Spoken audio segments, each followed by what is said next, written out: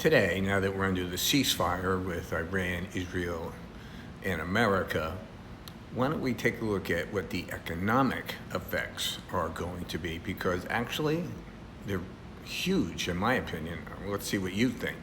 So first, let's go just back. Remember, in 2021, Iran and China signed an agreement, an economic agreement.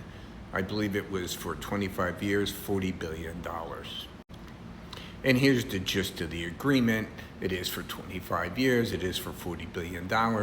Iran agrees to supply oil and gas at 12 to 30%, 30% on gas, 12% on oil.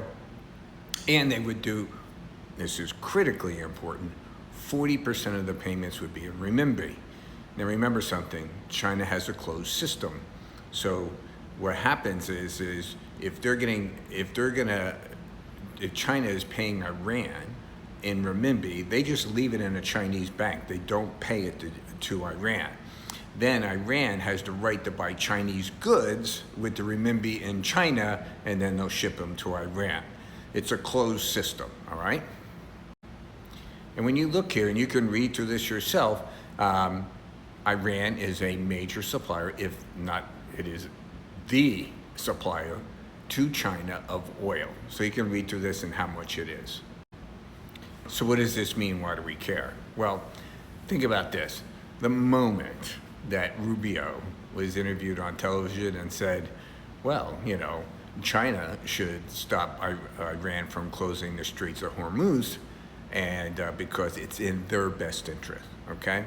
Well, you can look at it, and that's a true statement, by the way, but I looked at that as there's a political deal going on in the background. We're just not aware of it, all right? So the way I look at things, the way it came down, right? We started talking to China, can you constrain Iran? Because guess what? We know that we would have great difficulty in keeping the Straits of Hormuz open, but we don't have to keep it there. Iran doesn't have to close it. Before the moment that they announced that they were thinking about it, the insurance rates went up 90%. And if they actually attempted to do it, it would be more, and oil price would be $75, $80, $90 a barrel. I think someone estimated it'd be $90 a barrel, okay? And that's a no-go for the Trump administration. You know that. He's trying to get lower oil prices. In fact, he made that, I don't know, it seems like a clueless statement. Everyone charged less for their oil than the oil price. I don't know. All right, so what happens? There is a coordinated attack on a Qatari base where we are, the US base in Qatari, and immediately oil price drops because we knew, they told us, we're sending 14 missiles, this is how they're being sent. They shot down 13, one fell in the desert, that was it. It was planned, okay? That's why the oil price dropped immediately. Even before the attack, because we knew the Qataris told us, okay? So, during this whole period, when several things happened, China gave Iran Beidou, okay, or B-E-I-D-O-U. I don't know how to pronounce it, okay? I'm gonna say Beidou, okay? And this is their GPS satellite system for China. So they turned off ours, believe it or not, they're using ours, and we were spoofing them, okay? And now they're on China. And people say that Pakistan helped them with the radar, because you can extend it over the country. So these are all what the military sites are saying. I have no way of ascertaining if it's true or not, okay? And during the reading of this, when they did the Beidou agreement to extend, it said they signed a new MOU, okay? Now I looked for that, I couldn't find it, so I'm gonna sit there and say, I know I read it, I just can't find it, all right? So if you're China and you're gonna give them this satellite coverage, what would you ask for, right? So you have the 25-year agreement, but now you're gonna have an MOU. MOU is Memo of Understanding, okay? So what would you ask for? Well, to me, if I was China, I'd ask for two things. One, I would ask for a greater discount on my oil, let's say 5% or 10, whatever, make up your own mind, what you think is correct. But more importantly, way more importantly, I would ask for the 40% paid in renminbi to go up to 80%. I don't think you can get to 100, okay? That would be too much because Iran does need currency. So let's say they up it to 60 to 80%, all right? Now, go back and look at those numbers I just showed you on how much oil is imported, right?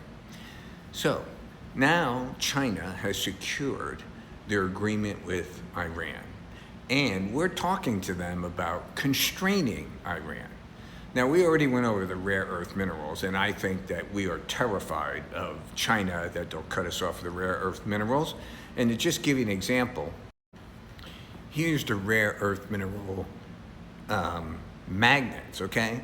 These goes in all your drones, all your missiles, everything, okay? This goes into our PET scans and our x-rays. Magnets are incredibly important. And as anyone follows this channel knows, we do not have a magnet factory in America, okay? We don't have dynamite, don't have magnet, don't have rare earth mineral processing. We don't have any of this stuff, all right? So now China has locked in Iran to a higher percent, a bigger discount, and a higher percent paid in renminbi, all right, for the oil and gas. And now you got America on the line saying, hey, we want to de-escalate. And I think anybody who's been watching it, at least my opinion is, I think that, it's just my impression, that Trump regretted hitting the Iranian sites almost immediately. He realized, whatever, I don't know, okay? But I think he regretted it. So now we go in, and Iran talks to America. What would you ask for? Okay? I know what I'd ask for. After this was all over,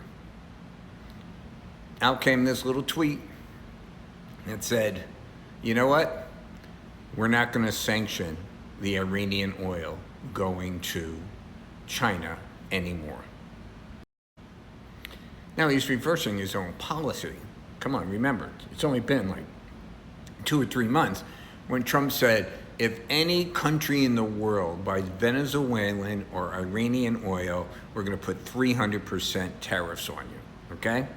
Now, I know that was a throwaway, typical of Trump, but the point is that we were tariffing them. So in other words, when the ships that were going there, we were sanctioning them. The ports that they were dropping off on, we were sanctioning them. The oil refineries that the oil was going to, we were sanctioning them.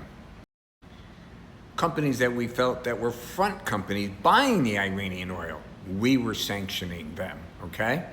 Even though Iranian oil exports have risen more than threefold over the past 4 years. So, why do we care? Well, let me tell you something. I'm trying to think, what is Iran? Maybe the 3rd or 4th? It's a major oil exporter in the world. And now, for the first time, most of the money being paid for an oil shipment is going to be in renminbi. Never happened before. Everything's been in the dollar.